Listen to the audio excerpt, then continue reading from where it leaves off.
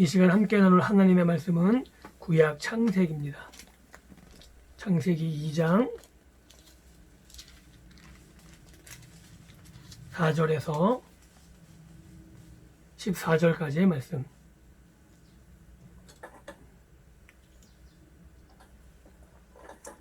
창세기 2장 4절에서 14절까지 찾았으면 한 절씩 함께 한 목소리로 봉독하겠습니다. 같이 읽습니다. 이것이 천지가 창조될 때 하늘과 땅의 내력이니 여호와께서 하나님이 땅과 하늘을 만드시던 날에 여호와 하나님이 땅에 비를 내리지 아니하셨고 땅을 갈 사람도 없었으므로 들에는 초목이 아직 없었고 밭에는 채소가 나지 아니하였으며 안개만 땅에서 올라와 온 지면을 적셨더라. 여호와 하나님이 땅의 흙으로 사람을 지으시고 생기를 그 코에 불어넣으시니 사람이 생명이 되니라. 여호와 하나님이 동방의 에덴의 동산을 창설하시고 그 지으신 사람을 거기 두시니라. 여호와 하나님이 그 땅에서 보기에 아름답고 먹기에 좋은 나무가 나게 하시니 동산 가운데에는 생명나무와 선악을 알게 하는 나무도 있었더라. 강이 에덴에서 흘러나와 동산을 적시고 거기서부터 갈라져 내 근원이 되었으니 첫째 이름은 비손이라. 금이 있는 하윌라 온 땅에 둘렸으며 그 땅의 금은 순금이요 그곳에는 베델리엄과 호마노도 있으며 둘째 강의 이름은 기혼이라. 구스 온 땅에 둘렀고 셋째 강의 이름은 힛데겔이라. 아스로 동쪽으로 흘렀으며 넷째 강은 유브라데더라. 아멘. 오늘 우리가 읽은 이 말씀을 가지고 땅의 선물이라는 제목으로 함께 말씀을 나누고 은혜 받기를 원합니다. 오늘 우리가 함께 살펴볼 것은 하나님께서 동방의 에덴을 창조하셨던, 하나님이 땅의 선물을 허락하셨던 사실을 말씀을 통해서 확인해 보기를 원합니다. 오늘 2장 4절에 보면 하늘과 땅의 내력이라는 단어가 나옵니다. 이 내력이라는 단어는 톨레도르라는 단어예요. 우리가 익히 알고 있는 계보, 족보, 사적, 후예 이런 단어로 번역되는 톨레도르는 창세기에만 한 10번 정도 나오는데 내력으로 여기서는 번역했고, 이것은 굉장히 독특한, 창세기에만 사용되는 독특한 어법이다라고 말할 수 있습니다. 그 어법의 내용과 의미를 족장의 역사를 통해서 찾아볼 수 있는데, 족장의 역사에서 톨레도르, 즉 족보, 계보 이런 것들이 사용될 때에는 본인과 그의 후손들이 행한 것을 다루고 있지 그 조상들의 기원을 다루고 있지 않습니다. 쉽게 얘기해서 이삭의 계보다 그러면 이삭의 조상들이 아니라 이삭이 낳은 사람들의 이야기를 다뤄요. 그리고 이삭의 아버지의 죽음, 즉 아브라함의 죽음으로 시작해서 이삭의 죽음으로 종결되지만 그 안의 내용은 뭐냐면 이삭의 자녀들, 즉 야곱이 중심이 돼요. 만약에 야곱의 계보다 그러면 이삭의 죽음으로 시작해서 야곱의 죽음으로 끝나지만 그 안의 중심 주제는 야곱의 아들들, 특별히 요셉의 이야기로 시작돼요. 요셉의 이야기가 중심이 돼요. 그래서 오늘 읽었던 2장 4절에 하늘과 땅의 내력이라고 하는 것은 천지창조의 기원을 다루고 있는 것이 아니라 이제 2장 4절 후반부에 나오는 아담과 하와의 이야기, 그리고 선악과를 따먹었던 범죄의 이야기, 가인과 아벨의 이야기를 중심으로 다루는 한 단락이 시작되는 것을 의미하게 돼요. 그래서 우리는 보통 잘못 이해해서 이 내력이란 말이 나오게 되면 앞부분을 요약하고 진술하는 것으로 생각하는데, 그렇지 않고 이 부분은 천지의 기원을 설명하고 요약하고 다루는 것이 아니라 앞으로 이런 일들이 벌어질 것이다 라는 기대를 가지게 하는 의미로 받아들여야 된다는 거예요. 또한 오늘 2장 4절에 보면 하나님의 창조에 대한 부분들이 부연 설명되어져 나옵니다. 그래서 땅에 비를 내리지 아니하셨다 라는 말이 나오는데, 이것은 무엇을 연상하냐면 하늘의 비가 억수같이 쏟아졌던 때를 연상하게 되는 거죠. 그때가 언제냐면 노아 홍수 시대. 그리고 또한 안개만이 땅에서 올라와 온 지면을 적셨다고 말이 나오는데 굉장히 번역이 모호하고 난해해요. 좀 정확하게 번역을 하자면 땅 밑에 물줄기가 형성되어 흘러서 지하수가 올라오는 장면을 보여주고 있는 그런 그림의 언어다라고 이해하면 좋을 것 같아요. 그래서 실제로 안개라고 번역하기보다는 땅 속에 있는 지하수가 땅 위로 샘솟아서 그 물들이 온 지면을 적시고 있는, 또 이것은 어떤 이미지를 연상하냐면 노아 시대 때 온 인류가 겪게 될 홍수를 염두에 둔 표현이라고 말할 수 있어요. 이게 왜 이런 표현이 가능하냐면 이 창세기가 과학적 이야기가 아니에요. 이것은 창세기를 읽었던 독자들, 성경시대의 독자들이 있었고, 이 창세기를 읽었던 모세시대의 독자들은 이런 의미들, 창세기에서 말하는 창조의 기능적인 의미들, 그리고 당연히 다음에 있을 내용들을 염두에 두고 들었고 읽었을 거라고 우리는 충분히 추론할 수 있는 겁니다. 그래서 5절에 나온 표현은 1장을 회고하고 요약하고 있는 것이 아니라 창세기 3장이나 6장, 7장에서 벌어지는 것을 예고하고 있는 것으로 보아도 충분하다라고 말할 수 있어요. 왜냐하면 그 다음에 뭐라고 표현하냐면 땅을 갈 사람이 없었다. 즉 사람을 기대하고 있는 거예요. 땅을 갈 사람이 없어서 들엔 초목이 없고 땅에 채소가 나지 아니한다. 이것은 인간이 타락으로 말미암아 땅이 저주를 받아서 벌어지는 현상을 벌써 예고하고 있는 거죠. 인간이 타락해서 땅이 저주를 받습니다. 그래서 가시와 엉겅퀴가 나요. 그리고 심판 후에 인간은 씨 맺는 채소를 먹는 게 아니고 밭의 채소, 밭을 일구어서 먹고 살아야 됨을 분명하게 창세기 3장 이후에 말하고 있어요. 그래서 초목과 채소는 이러한 상황을 미리 그려주고 있는 거예요.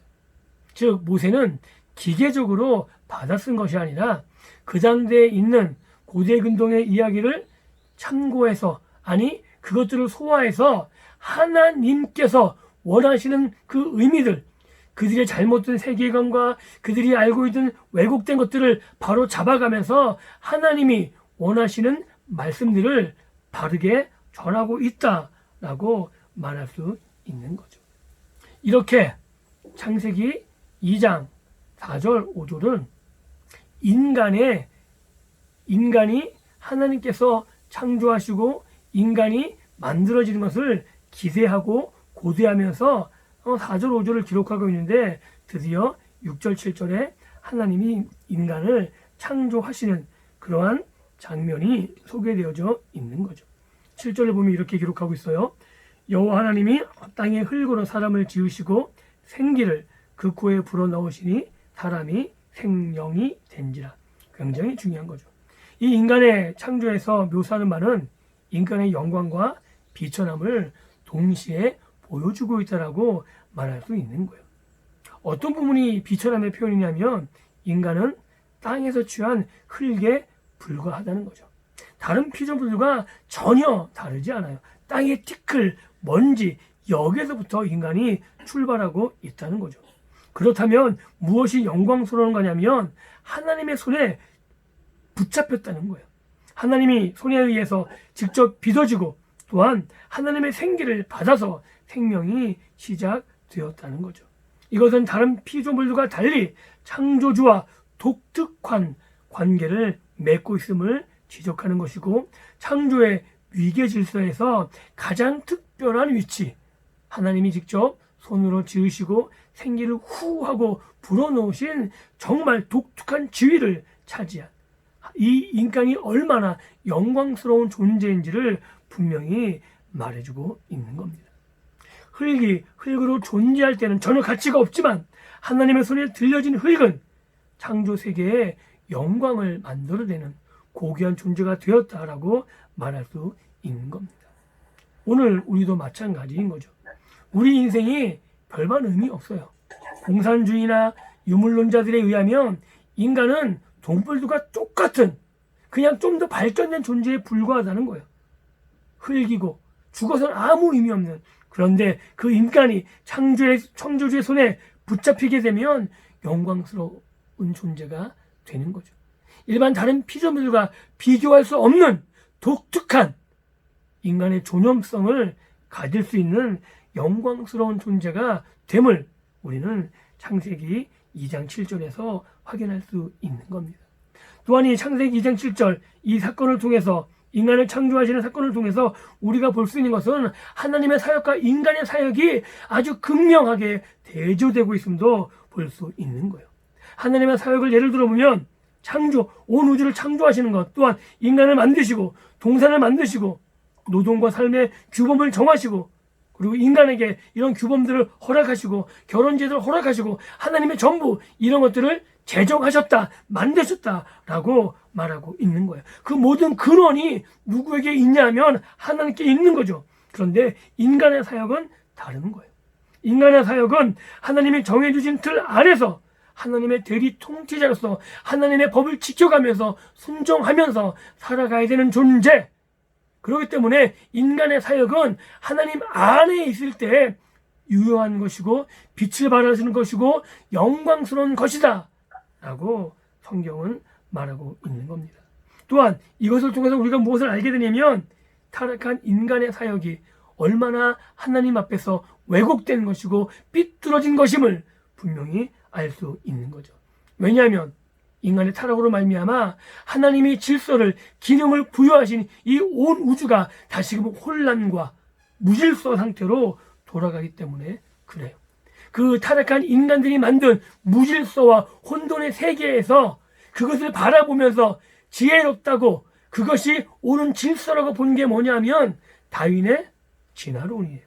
자연 선택설 이런 것들이 무질서한 세계에서 보여지는 그나마의 질서라고 바라보고 있는 거죠. 이것이 타락한 인간의 사역이라고 얼마나 혼돈스러운지 우리는 성경에서 바르게 보여주고 있음을 분명히 알고 있어야 됩니다. 그래서 그로 말미암아 하나님의 창조로 인간은 흙에서 세움을 입었지만 다시 타락으로 인해서 흙으로 돌아갈 수밖에 없는 비참한 존재가 되었음을 또한 알아야 되는 거죠. 이것이 인간의 정체성이라는 거예요. 인간의 정체성은 흙에 불과해요. 그런데 하나님의 손에 붙잡혀서 흙에서 세움을 입고 하나님의 영광을 보는 그러나 타락으로 말미암아 다시금 비참한 상태로 돌아가야 되는 이것이 인간의 상태였는데 다시금 하나님께서 그의 아들을 예수님을 이 땅에 보내셔서 흙으로 돌아가서 끝나는 것이 아니라 다시금 하나님 앞에 세움을 입은 존재로 하나님이 우리를 불러주신다라고 성경은 말하고 있는 겁니다. 이것이 은혜인 것이고 이것이 참된 인간의 새로운 정체성, 새로운 피조물로 우리를 보고 있는 것이다라고 말할 수 있습니다. 그리고 또한 하나님께서 우리에게 생기를 불어넣어 주셨다라고 말씀합니다. 우리말의 표현에는 정확하게 생명의 호흡이라는 거예요. 하나님의 생명의 호흡을 불어넣으심으로 살아 움직이는 자가 되었다. 그 전까지는 하나님의 생명의 호흡을 불어넣기 전까지는 죽어있는, 움직일 수 없는, 아무 의미 없는 존재였다는 거죠. 그런데 하나님께서 생명의 호흡을 불어넣으시니 그제서야 살아 움직였다라고 말하고 있는 겁니다. 특별히 한글 번역에선 이 네피시 이것을 사람으로 번역하지 않고 영으로 번역해서 생영이 되었다라고 말하는데 정확한 의미는 그냥 사람이에요. 그래서 생영이라기보다는 살아있는 사람이 되었다라고 보는 게 정확해요. 왜 이게 중요하냐면 이것을 영어로 번역해가지고 이원론이 나와요. 그래서 사람은 육과 영으로 구분된다. 근데 살아있는 사람은 이렇게 구분되지 않습니다. 그냥 한 인격체가 되었다는 거예요. 하나님의 생명의 호흡을 불어넣어서 살아있는 존재가 되었다라는 것을 강조하는 것이지 이것이 영육이원론을 말하고 있는 부분이 아니에요. 우리는 그래서 성경을 읽을 때 초점이 어디에 있는지 그것이 무엇인지 정확히 볼 수 있어야 되는 겁니다. 그리고 하나님께서 또한 무엇을 창조하시고 있냐 하면 하나님이 인간을 위해서 하나님이 만드신 땅, 이 지구의 땅 가운데 또 다른 땅을 예비하셨다라고 말씀하고 있습니다. 그게 뭐냐 하면 동산의 예비인 거죠. 동방의 에덴을 창설하십니다. 성경에는 분명히 에덴에 있는 동산이다라고 말해주고 있습니다. 즉 동산은 에덴의 일부이기 하지만 동산이 에덴 전체가 아닌 거고 에덴 전체가 동산이 아닌 거죠. 그리고 이 에덴에 있는 동산은 하나님께서 인간과 교제하기 위해서 선택하신 곳임을 우리는 분명히 알 수 있습니다. 에덴의 의미는 여러 가지 의미가 있지만 문맥상으로 또 다른 언어상으로 분석해 보면 기쁨, 풍요 이런 의미가 굉장히 강해요. 즉 에덴이 풍요로웠고 에덴에선 행복했음을 단적으로 보여주는 것이라고 말하고 있습니다. 또한 이 동방의 에덴을 창설하신 하나님께서는 창설하다는 단어를 사용하고 있는데 이게 굉장히 중요한 단어입니다. 이게 왜 중요하냐면 이 창설이라는 단어가 단지 만들었다는 의미 이전에 확장성의 의미를 갖고 있어요. 그래서 하나님의 뜻은 인간으로 하여금 하나님이 만드신 이 땅을 동산으로 가꾸기를 원하셨음을, 즉 모든 땅을 에덴에 있는 동산으로 만들어가기를 원하셨던 하나님의 의지와 열심을 볼 수 있는 겁니다. 왜냐하면 동산에서 하나님은 인간들과 사랑의 교제를 원하셨고 그래서 이 동산 안에 이것이 확장되어서 온 땅에 가득 차서 하나님이 온 땅 곳곳에서 하나님의 사람들과 사랑의 교제를 나누길 원하셨던 그 모습을 볼 수 있는 겁니다. 그런데 이게 어떻게 돼요? 인간의 타락으로 깨어졌죠. 그래서 오늘 우리들 하나님이 부르신 그리스도인들의 사명을 엿볼 수 있는 대목이 에덴을 창설하셨다라는 단어에서 볼 수 있는 겁니다. 깨어지고 왜곡되어서 하나님 나라가 없을 것 같은 이곳에 하나님께서 에덴의 동산을 창설하셨던 것처럼 이 황량한 하나님을 알지 못하는 이 세계에 그리스도인들을 부르셔서 예수 믿는 우리들을 부르셔서 하나님의 나라를 세우시고 이 하나님 나라가 예수님을 믿는 사람들을 통해서 확장되기를 원하셨던 이곳에서 하나님과 교제하고 사랑의 교제를 나누기를 원하셨던 그 사명을 우리들에게 하나님이 요청하셨다라고 볼 수 있는 겁니다.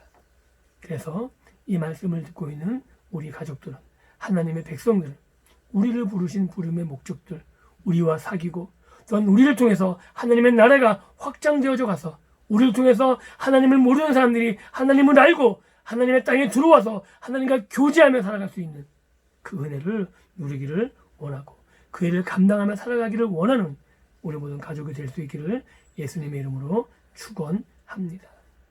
그래서 이 에덴이 어떻게 보면 성막의 모형이라고 말할 수 있습니다. 이스라엘의 건축할 성막의 모형이 에덴으로 그려지고 있어요. 굉장히 근거 있는 말인데 왜냐하면 에덴의 천사들이 나오는데 이 천사들은 동산과 성막의 신성함을 보호해요. 창세기 3장에 출애굽기 26장에 역대하 3장에 그 모습을 그대로 보여주고 있어요. 그래서 천사들은 죄와 죽음이 들어오지 못하도록 막아요. 창세기에서. 그리고 계시록에 그렇게 그려주고 있어요. 또한 이 동산은 하나님을 불신하면 들어올 수 없는 곳이에요. 그래서 타락한 인간들은 에덴에서 쫓겨나죠. 마찬가지로 믿음이 없으면 성막에 들어갈 수 없어요. 믿음이 없이 들어가면 죽임을 당해요. 그리고 아담이 동산에서 하나님을 만납니다. 이스라엘이 성막에서 하나님을 만난 것처럼. 즉 이 에덴은 성막의 모형으로 그래서 아담과 하와는 성막의 지킴이 제사장으로 지음을 받았다라고 이야기해도 틀리지 않아요. 아담이 이 성막의 제사장으로 부른 것처럼 오늘 우리들은 그리스도 사람으로 그리스도인으로 정말 제사장 왕같은 제사장으로 부름을 받았다라고 베드로가 고백한 이 고백을 우리는 잊지 않았으면 좋겠습니다. 그래서 우리를 통해서 하나님이 하나님을 몰랐던 사람들을 만나길 원하시는 이 모습을 우리가 기억하고 왕같은 제사장으로 하나님이 에덴에서 하나님과 사람들의 교제를 원하셨던 것처럼 오늘 우리들을 통해서 하나님이 사람들과 교제하길 원하는 그 기쁨과 그 사명을 가지고 이 땅을 살아갈 수 있기를 다시 한번 주님의 이름으로 축원합니다. 이것이 우리가 바르게 알고 있어야 되는 동산, 에덴에 있는 동산의 의미라는 겁니다. 또한 이 에덴에 있는 동산에는 나무들, 하나님이 인간을 위해서 예비하신 나무들이 있었죠. 그 나무는 다 식용이고 먹을 수 있는 열매들이 있었다는 거예요. 즉 풍요로웠다는 거죠. 그런데 특이한 게 뭐냐면 동산 중앙에 두 나무가 있었다는 겁니다. 이 두 나무는 이스라엘 예배에서도 중심이 되는 나무입니다. 하나님과 교제가 되는 영원한 생명됨을 이 나무가 상징적으로 말해주고 있는 거죠. 이게 생명나무예요. 또한 선악을 알게 하는 나무도 나오는데 이 나무를 통해서 우리가 알 수 있는 것은 인간은 도덕적, 윤리적으로 더 성숙할 수 있고 성숙해야 되는 존재다라는 사실을 알 수 있습니다. 그리고 또한 우리가 중요하게 알고 있어야 되는 게 이 생명나무가 나온다고 자꾸 나무에 초점이 맞추는데 그런 게 아닙니다. 성경에서는 이 나무를 있게 하신, 나무를 심으신 하나님에게 초점을 맞추고 있습니다. 즉 생명인 나무에게 나오는 것이 아니라 하나님께로부터 나온다는 사실을 강조하고 있는 거죠. 그래서 생명의 근원이 이 나무가 아니라 생명의 근원이 하나님이심을 분명히 깨닫기를 원합니다. 그리고 우리가 익히 알고 있는 선악을 알게 하는 나무죠. 이것은 선과 악을 법적으로 판결 내리는 것과 연결이 있는 것이고, 즉 이것은 도덕적 자율권을 갖게 되는 것에 연결되어져요. 그래서 이 선악을 안다는 것은 자기 중심으로 모든 것을 판단하고 결정하게 되는 자기 중심적 세계관, 이것이 아담과의 타락으로 말미암아 선악과를 먹은 현상이라고 성경은 말하고 있는 거죠. 어쨌든 이 두 나무가 동산 중앙에 세워졌다는 것, 하나님이 인간에게 무엇을 원하고 있는 것인지, 즉 하나님으로부터 생명의 공급을 받으며 더 나은 선을 알고 있는, 더 나은 성숙함에 이르기를 원하시는 하나님의 마음을 볼 수 있는 겁니다. 그리고 중요한 부분이 네 강이 나온다는 거죠. 에덴에서부터 흘러나오는 네 강줄기가 나오는데, 여기서 네 강이라는 건 굉장히 상징적인 숫자예요. 완성을 의미하는 거죠. 즉 세상의 모든 축복이 하나님의 동산에서부터 비롯되었음을, 하나님의 동산에서부터 흘러나온다는 사실에서 알 수 있는 거고, 특별히 이 동산이 흐르는 방향, 네 강물이 흐르는 방향은 정확하게 알 수 없지만 동서남북 네 방향으로 흘러갔음을, 그래서 온 땅으로 흘러가서, 즉 하나님의 동산에서 하나님의 축복이 온 땅에 퍼져 있음을 성경이 말해주고 있다라고 우리가 볼 수 있는 겁니다. 즉 강들의 기능에 초점이 맞춰져 있는 거예요. 이 강들은 하나님의 복이 흘러넘치는, 하나님의 축복이 흘러넘치게 하는 그 기능을 가지고 있는 것이고, 성경에서는 강들의 지리적인 것에 전혀 초점을 두지 않아요. 그런데 사람들은 이 지리에 초점을 맞춰서 에덴을 찾기를 원하는 거죠. 그런데 하나님은 이 강의 위치에 관심이 없고, 이 강들이 하는 일이 뭐냐 하면 하나님의 복을 흘러넘치게 하는 기능을 강들이 하고 있는 겁니다. 그래서 무엇을 알려주고 싶어 하냐면 모든 풍요로움이 하나님의 임재에서 발산하고 있음을 보여주고 있는 겁니다. 구약에서 보석들은 하나님의 임재를 상징해요. 그런데 이 강들이 가는 곳곳마다 이 강들이 있는 흐르는 지역에 보석들이 넘치는 거죠. 뭘 말하고 있냐면 하나님이 임재하시는 곳에 하나님의 영광이 나타나 있고, 하나님께로부터 말미암아 부와 풍요로움과 풍성이 가득 채워진다라고 말하고 있는 겁니다. 그래서 이 에덴 동산의 모습은 구약의 성전과 신약 교회의 참된 모습을 보여주고 있는 거예요. 하나님이 임재하시면, 하나님이 임재하시는 그곳에 하나님의 복이 임하는 것이고 풍요로운 것이고, 그것을 통해서 우리가 영광스럽게 됨을 단적으로 보여주고 있다라고 말할 수 있는 겁니다. 하나님이 임재하시는 그 동산에서 하나님의 교제가 있고, 즉 예배가 있으며 하나님께로부터 복이 흘러나와서 이 복이 온 땅을 적시게 하는, 바로 여기에 오늘 우리들의 사명이 있는 겁니다. 하나님의 백성된 우리들, 그리스도인들, 예수 안에서 하나님의 자녀된 우리의 사명이 뭐냐 하면 하나님의 임재 앞에서 예배하며, 예배를 통해서 받아는 이 복을 우리들의 삶을 통해서 흘러넘치게 하는 바로 이 일을 우리들에게 부탁하셨다라고 성경은 말하고 있는 겁니다. 그래서 오늘 우리 가족들은 하나님 아버지의 마음을 알았으면 좋겠어요.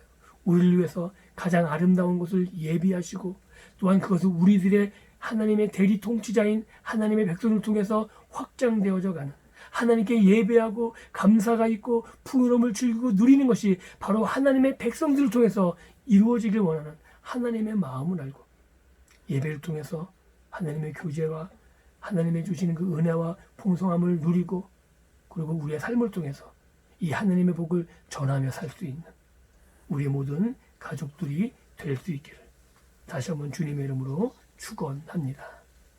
아멘. 기도합니다.